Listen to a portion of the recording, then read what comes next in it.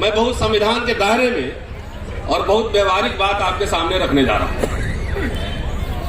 देखिए, बाबा साहब ने जब संविधान बनाया था तो उसके पहला लाइन जो है ना, जय गणेश जी और अल्लाह अकबर नहीं रखा था, और रखा था हम भारत के लोग, वी द पीपल, हम भारत के लोग।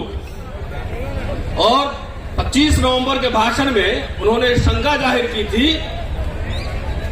ये हो सकता है इस देश में कभी न कभी तानाशाही आ जाए, इसीलिए हम भारत के लोग रखा था कि जिस दिन ऐसी हालत होगी, तुम भारत के लोग, हम रहे न रहे, सड़कों पे आना और ऐसे सरकार के खिलाफ आंदोलन करना।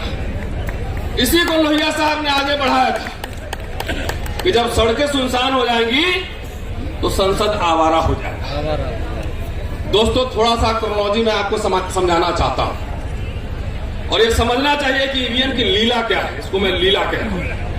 अगर आप सोशल मीडिया पर जाके देखें तो एक ही तरह के लोग, जिसको मैं कहता हूं जो पहले बूथ लूटते थे, वही अब ईवीएम लूट रहे हैं, वही ईवीएम की चोरी कर रहे हैं, वही लोग हैं। ये वही पुराने जनसंघी है। पुराने जमाने में जब मैं बचपन में था तो मैं सुनता था और देखता था कि जब गरीब, मजदूर, दलित, आदिवासी, पिछड़े वोट देने जाते थे तो वहां के बाहुबली और जमींदार लोग कहते थे कि तुम लोग घर रहो, जाओ काम करो, तुम्हारा वोट हम डाल देंगे। और लाठी और बंदूक के बल पे वोट नहीं देने दिया जाता था। जब वोट की चेतना बढ़ी, जब हमने देखा कि अपने दिहाड़ी छोड़ करके भी लोग बूथ पर जा रहे हैं, उसी समय से ईवीएम की लीला जारी है। साथियों, डॉक्टर अंबेडकर ने 25 नवंबर को कहा था कि हम आज द्वंद्व के युग में प्रवेश कर रहे हैं।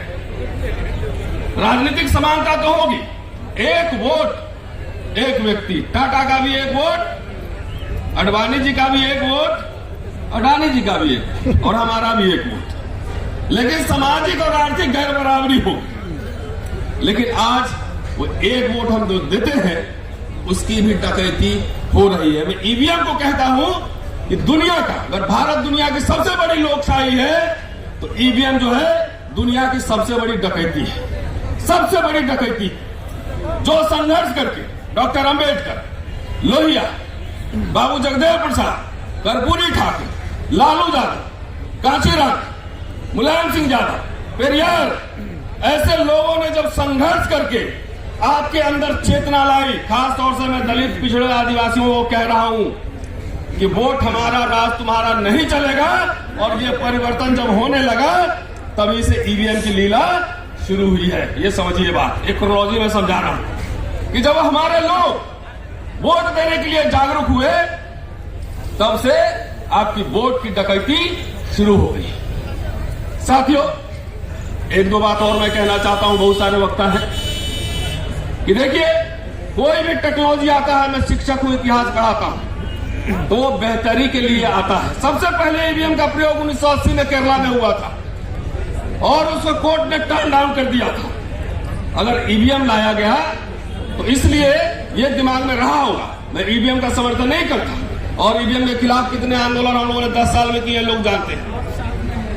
इंटेंशन क्या है जानना जरूरी है। जैसे अभी ईडी का कानून पिछले सरकार ने लाया था, लेकिन इस सरकार ने संशोधन करके अब आपके जेब में 10 रुपया भी है तभी ईडी वाला पकड़ लेगा, तभी ईडी वाला पकड़ लेगा। उसी तरह का जब ईवीएम आया था, आज कांग्रेस पार्टी भी उसका विरोध कर रही है। अगर सब समय डकैती होता रहता तो 1914 में सरकार, 2014 में सरकार कैसे बदलती? इसका मतलब है कि मशीन के साथ हेराफेरी होती है, और ये बात सारे पॉलिटिकल पार्टी के लोग अब समझ रहे हैं। जनता जा रही है, पूरे देश भर में ईवीएम के खिलाफ आंदोलन हो रहे हैं, पूरे देश में। मैं सिर्फ 2 प्रस्ताव रखना चाह रहा हूं कि ईवीएम जो है वो हटेगा संसद से। जब तक पीपल्स रिप्रेजेंटेशन एक्ट में बदलाव नहीं होगा तब तक ये मामला बनने वाला है। तो इसलिए हम चाहते हैं कि जब ईवीएम से अगर चुनाव भी हो, भानु प्रताप जी, 100% ईवीएम की काउंटिंग, सॉरी वीवीपैट की काउंटिंग हो। अगर मैं वोट दे रहा हूं, हाथ में हमारी पर्ची है और हम देख करके मैंने किसको वोट दिया था, वो जो है हम बैलेट बॉक्स में डालें और उसकी गिनती हो, मशीन की गिनती नहीं हो। यह सबसे महत्वपूर्ण बात है। दूसरी बात, आज जो यहाँ कोऑर्डिनेशन कमेटी बनेगी उनसे हम आग्रह करते हैं, और साथियों एक सांस में जो है ना सबको पार्टी नहीं बनाया जाता है। एक साथ में इंडिया भी वही है और एनडीए भी वही है, ये कहना ठीक नहीं है। ये लड़ाई जनता के बीच सड़क पर और पार्लियामेंट में लड़ी जाएगी। इसलिए मेरा आग्रह है कि आज एक डेलीगेशन कमेटी बने और सारे पार्टी के राष्ट्रीय अध्यक्षों से मिला जाए और उनको ये कहा जाए कि अपने मैनिफेस्टो में डालो कि जब हम सरकार में आएंगे तो पीपल्स रिप्रेजेंटेशन एक्ट को हम हटाएंगे और बैलेट पेपर लाएंगे। यह सबसे जरूरी है, यह जरूरी है। राजनेताओं ने यह बात सही है कि आजकल जो आंदोलन करते हैं सिर्फ अपने कार्यकर्ताओं का आंदोलन करते हैं। उनसे यह आग्रह किया जाएगा कि जन संवाद और जन कार्रवाई शुरू किया जाए, मैनिफेस्टो में लाया जाए। हम लोग अपने संसाधन से हर समय ये आंदोलन को आगे बढ़ा रहे हैं, लेकिन यही खास तौर से मैं इंडिया अलायंस को कह रहा हूं कि अपने मैनिफेस्टो में ये लाए कि सरकार हमारी आएगी, ईवीएम बंद करेंगे और बैलेट पेपर से चुनाव होगा। इसके लिए एक डेलीगेशन का आज ये निर्माण हो, चुनाव आयोग से ही मिलेंगे। और जैसा कि भानु प्रताप जी ने कहा है कि सुप्रीम कोर्ट के चीफ जस्टिस के पास भी डेलीगेशन लेकर चलेंगे, क्योंकि 19 लाख ईवीएम का मसला अभी कोर्ट में लंबित है। किसी पत्रकार के लिए 12 बजे रात में कोर्ट खुल सकता है, लेकिन यदि इस देश की सबसे बड़ी लोकशाही को गिरवी बना दिया गया है तो ईवीएम पे सुनवाई क्यों नहीं हो रही है? कहां गया 19 लाख ईवीएम? इसकी जानकारी कौन देगा?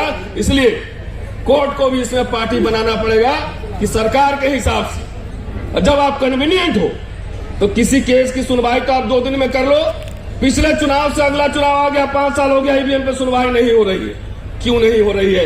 इसके लिए हम सबको जन जागृति फैलाना पड़ेगा, इन सबको आगाह करना पड़ेगा। चलते चलते मीडिया वाले साथियों का मैं धन्यवाद इसलिए करना चाह रहा हूं कि जब ओबीसी का आंदोलन चल रहा था एम्स में, ओबीसी रिजर्वेशन के खिलाफ 10 लोग बैठते थे, पूरा गोदी मीडिया नेशनल न्यूज बनाता था और वहां पे हम लोग भी जाते थे।